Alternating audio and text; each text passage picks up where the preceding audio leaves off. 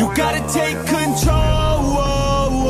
Life's too short. Get out of your head, make a better life instead. You gotta give it all your best. So put your hands up to the sky and live your best life, alright. Don't just let it go by, just try, oh my. Got only one life, got only this time. We gonna get it right. You gotta let go of those who don't belong in your tribe. So cut the bad out of your life. Can't do it one time. What's going on, guys? Sorry this video is a little late. It's Jedi Joey. Last night I saw Deadpool and Wolverine, and this will be your non-spoiler review. So if you guys want to see what people are saying about the movie, what my take is on Deadpool and Wolverine before we talk spoilers, this is the perfect place to go. I will not be talking about any of the cameos other than the one that was shown in the trailer. And any trailer, any marketing material we will cover here. But what I will say is this movie is jam-packed with amazing surprises and great cameos. If you want to know what those cameos are, we will talk about them in the spoiler review in the next couple of days. But what I will tell you is, normally when a movie, for instance, Multiverse of Madness, they try to do fan service and they kill characters, and it's wasteful cameos. These cameos, I wouldn't necessarily call them cameos. They're more like meaningful roles with purpose and feeling.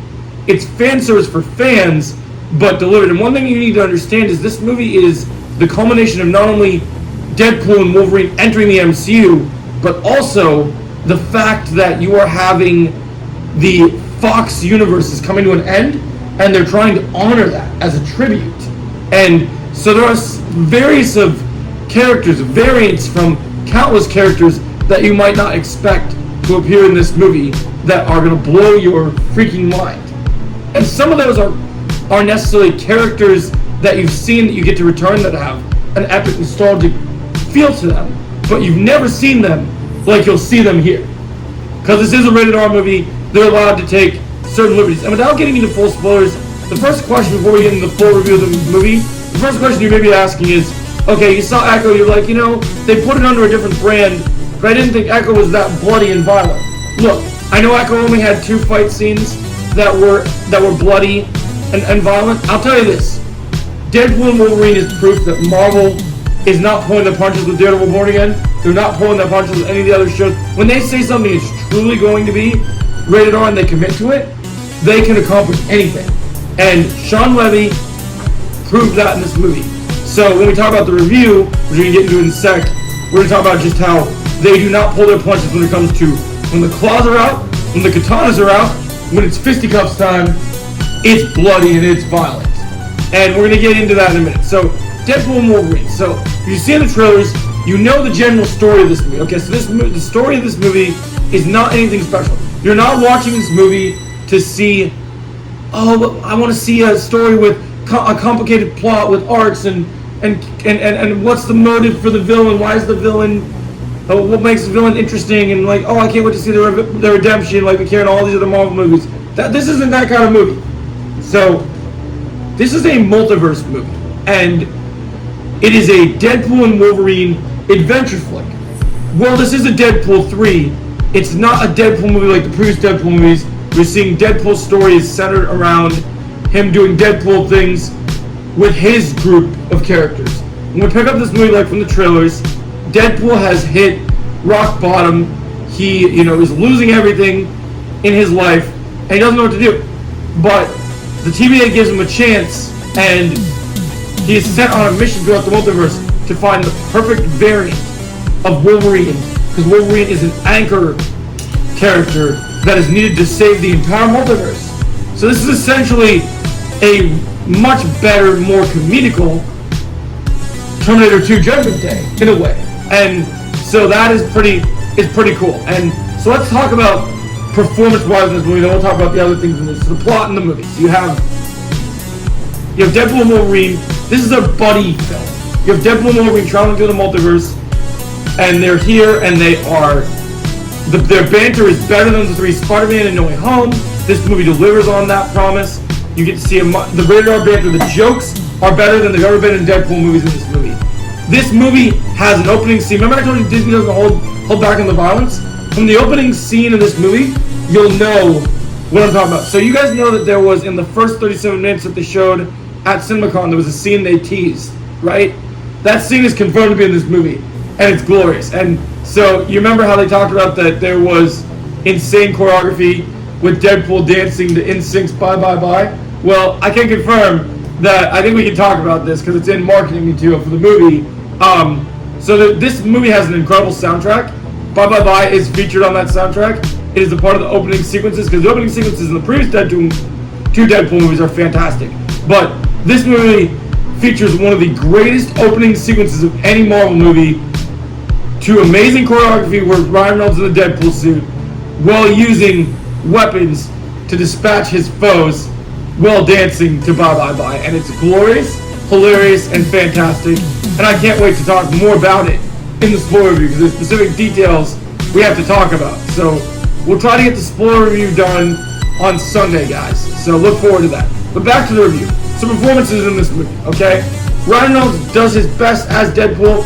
He entertains and charms people and does have a bit of heart at times, as Ryan has many layers. But the standout performance, well, before we get to the standout performance, let's talk about the villain a little bit. So Cassandra Nova, I can't remember the actress's name, but Cassandra Nova, the actress that plays her, does a great job. We finally have a psychopath Marvel villain. This is the sister of Charles Xavier, and she is absolutely ruthless in the MCU. As an MCU villain, she's probably top tier right now, but you might not think she's memorable in the sense that you'll want to see her return, but in the sense if you're looking for a villain that gives our hero the motive to push through and want to beat her, you guys will love that. And the fact that she's connected to Charles makes a personal stake in our heroes, which we will talk about more in a little bit. But so she does great. I think her name is Emma. I can't remember what the actual actress's full name is, but we'll see. But she does do a phenomenal job. She has this personality that makes her menacing. Her powers are, I would say she's more powerful than Charles in this movie. Because unlike Charles, she can actually stand up. And her psychic abilities are beyond messing with someone's mind. She can literally obliterate you from the inside out. And it's so crazy. And she's incredible. I really enjoyed her villain in this movie. I really thought she did a great job. I think she's fantastic. Now let's get into, and then all the original cast of the Deadpool movies are back. Even though you don't get to see too much of them, there's some great moments with our good friend Peter. Peter returns from Deadpool 2. He's hilarious, and it's great to see him. And he's utilized well in this movie. You probably get to see the most out of him of the original cast. And I thought when rewatching Deadpool 2 that I would feel a void of missing TJ Miller in this movie. Honestly, there's so much going on, you don't even notice he's gone. It's great to see Dupender for a little bit in the movie. Great to see, of course, Vanessa again. Nice to see a little cameo from Louis Tan, Shatterstar, and Yukio, and of course Colossus, and we got to see Negasonic Teenage Warhead again. So it was great to see all the original characters in the original Deadpool movie. This movie isn't necessarily about them. The other character you gotta talk about is the other secondary villain in this movie. You have Parallax, who is not Parallax. His name is Parallax. So you have Parallax, this other type of agent in the TVA, and he's kind of our secondary villain. So he's pretty interesting. And also, since we're talking about things that are in the marketing for the movie, Cassandra Nova has other mutant variants that are working for her that are our villains. So you see it. Make sure you rewatch all your previous X-Men movies before this, because you have Azazel from X-Men's First Class is one of her mercenaries. You also have a variant of Lady Deathstrike, which me and my fiance are currently rewatching X-Men 2, so she's gonna get to see her, and a couple other cool mutants. Plus, Vinnie Jones' Juggernaut returns, which is pretty cool, and the original Sabretooth from the 2000s X-Men returns for a blink and you'll miss it. Cool, epic fight scene, which is pretty awesome. So that's pretty cool. So you're having your villains, you have cool variants, and they're utilized in cool ways. Like I said, the cameos in this movie are pretty awesome. I can't wait to talk about them in the spoiler reviews. They're utilized. They have an incredible fight scene in the second act of this movie that really sets the tone for everything, and you get to see just absolute multiverse of craziness. this is the movie that Multiverse of Madness should have been from the beginning. It's so great. And then you move forward, and we also, speaking of like, we'll talk more about this in our next performances. So we talked about a few of the performances. Now it's time to talk about the big cheese himself. You may be asking, this may be a Deadpool movie, but the biggest weight on his shoulder is Logan was such a perfect send-off for Wolverine. Why did Hugh Jackman come back for Deadpool and Wolverine? Does Hugh Jackman just need that big money? Is he looking for that cash grab? Or why did he return, right? You may be asking yourself. The reason this man bloody returned is because he's the best at what he does. And what he does can sometimes not be very nice. But it is fantastic to see. And this time, Wolverine returned, but in a way we've not seen him before. So in the trailer, you get the sense it's a different kind of Wolverine variant. He even gets to wear the iconic yellow and blue costume, and it looks amazing on the big screen. If throughout this video you'll see footage of me wearing my iconic costume. So hey guys, and my friend Jedi Joey here with my friend. Oh yeah, we got my buddy AJ over here. Yes, absolutely. So, guys, we just saw Deadpool and Wolverine, and this is our out of the theater reaction. We haven't done this in a while. Oh, it's been a while. It's been a minute. Now, let me tell you guys something. Yes. Literally, this is hands down the best MCU film that we have seen in years. Absolutely. And if you don't have any worries about the fact that if Disney, if you watch Echo, you're like, you know, they have a promotion for Echo, and they're like, well, we can show 2 scenes of bloody things. They don't pull their punches. They don't pull any punches. It's amazing. You're gonna love it.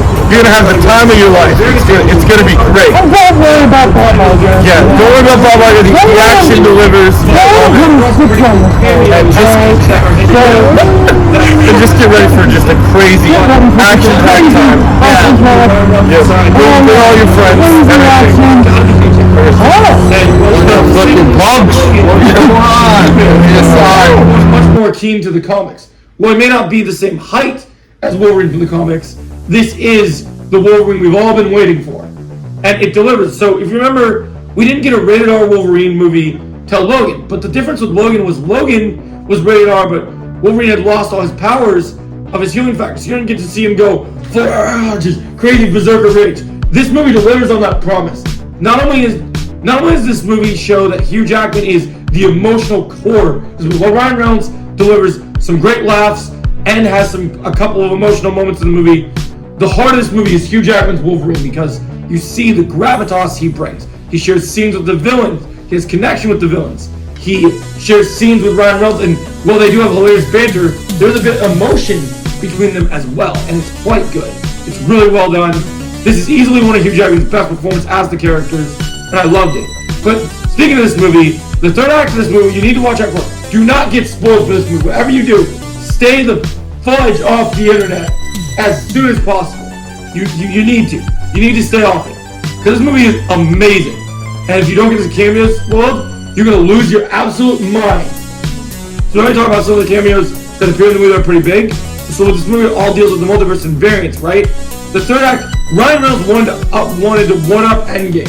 So Endgame has the portal scene, you have all these characters showing up, and you're like, oh, hey, it's great that we have all these heroes in the MCU, all these characters show up fighting all the villains.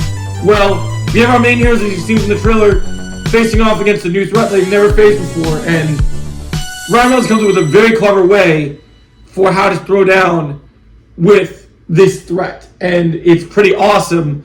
And you might be asking yourself, look, in the trailers we've seen Wolverine rocking the suit, he looks great, but why in the marketing is there no scenes of the mask? Well, let's address that for a minute. I will not spoil the scene for you, but there is a scene in this movie where the mask comes on, and it is the most glorious moment in the history of comic book movies ever. And James Gunn, I'm looking at you, bro. You have no excuse why Deadpool has white eyes, Spider-Man has white eyes, and they both are comedic characters with expressive eyes. So it's different. I understand why you used those characters, giving them expressive eyes was essential. What I will tell you is, there's even a reference to Batman in this movie. You cannot, James Gunn, I know you're friends with Kevin Feige. You go see Deadpool and Wolverine right now, my friend. I don't care what your schedule is. You take a break from Superman. you go out to the cinema and you watch Deadpool and Wolverine, and you start writing the script for Batman Brave and the Bold, and you start, whoever plays Batman, you tell them it is a requirement that they are whatever Batman suit they wear, the cowl has to have white eyes. Because Wolverine, when that mask comes on, he's freaking intimidating with those eyes, man. It is so good. The fights in this movie, Hugh Jackman delivers incredible. The fights in this movie are the best in the MCU. Not only they're bloody, but they're brilliantly choreographed. And some people were saying that, oh, well, the fight between Deadpool and Wolverine in the trailer and The Void just looks like they copied the choreography from Tobey Maguire versus Flash Thompson. That's not true. Whoever said that nonsense, maybe they used a similar stunt team, but this choreography in this movie is beyond that movie, man, because they are going crazy back and forth. Claws versus katanas, guns versus Wolverine being pissed off and headbutting the shit out of our friend. Like it is so good, man. It is absolutely amazing. Like, seriously, let's freaking go, my friend. Like, this is incredible. I can't wait for you guys to see this movie. There are fights in this movie. Let's fucking go! Let's fucking go. Leave your jaw on the floor. Hugh Jackman may be in his late 50s. This man is throwing freaking tornado kicks at fools in this movie. He's stabbing fools. He's stabbing Ryan Reynolds. He's going crazy. I love Deadpool and Wolverine. It's one of my favorite MCU movies, and it is easily my favorite movie of the year. So, let me know your thoughts on Deadpool and Wolverine if you've seen it. What did you guys think about it? Leave your non-spoiler thoughts in the comments, and look forward to the spoiler review on Sunday. I'll also be ranking all the X-Men movies on Sunday, as well as all the Fox Marvel movies, and all the MCU projects as well. So look forward to those videos coming on Sunday, and let me know your thoughts. I'm going to give Deadpool and Wolverine a 10 out of 10. Let me know your thoughts in the comments below. And remember, I'm the best at what I do, but what I do isn't very nice. Enjoy the movie, bub. Have a great day.